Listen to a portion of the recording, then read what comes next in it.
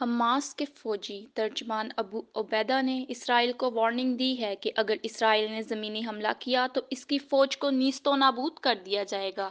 Hamas کے فوجی ترجمان نے اسرائیل پر حملوں کی ویڈیو جاری کرتے ہوئے دعویٰ کیا کہ جنگ کے آغاز پر ہی اسرائیلی فوج کا غزہ ڈویژن تباہ کر دیا گیا تھا۔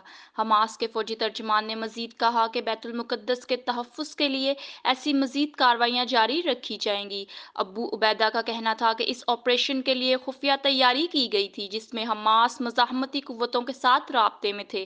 انہوں نے کہا کہ آپریشن الاقصی فلڈ میں توقع سے زیادہ کامیابی ملی ہے۔ حماس رہنما کا کہنا تھا کہ امریکہ، فرانس اور دیگر ملکوں کی شہری اسرائیلی فوج کی وردیاں پہن کر جنگ میں شامل ہو گئے ہیں۔ جن لوگوں کو یرغمال بنایا گیا ہے ان میں بہت سے اسرائیلی فوجی، امریکی اور فرانسیسی شہری نکلے ہیں۔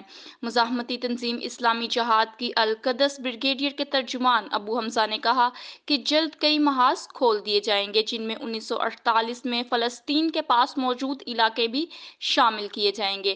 دوسری جانب واضح رہے کہ اسرائیل نے غزہ میں رہائشی کمپاؤنڈ پر بمباری کی ہے جس سے مزید 45 فلسطینی شہید ہو گئے ہیں، جس کے بعد شہید فلسطینیوں کی تعداد 1570 ہو گئی ہے۔ اسرائیلی فوج نے شمالی غزہ میں گنجان آباد جبالیہ پناہ گزین کیمپ میں رہائشی کمپاؤنڈ پر بمباری کی۔ اسرائیلی فوج کے حملے میں درجنوں فلسطینی زخمی ہو گئے۔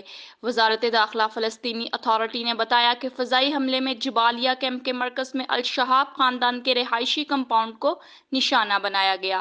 حملے کے وقت کمپاؤنڈ میں الشہاب خاندان کے رہائشی درجنوں رشتہ دار تھے۔ وزارت داخلہ کا کہنا تھا کہ خاندان کے کچھ افراد دوسرے علاقوں پر بمباری کے خوف سے رہائشی کمپاؤنڈ میں موجود تھے اور شہری دفاع کے کارکن اب بھی ملبے سے لاشیں نکال رہے تھے۔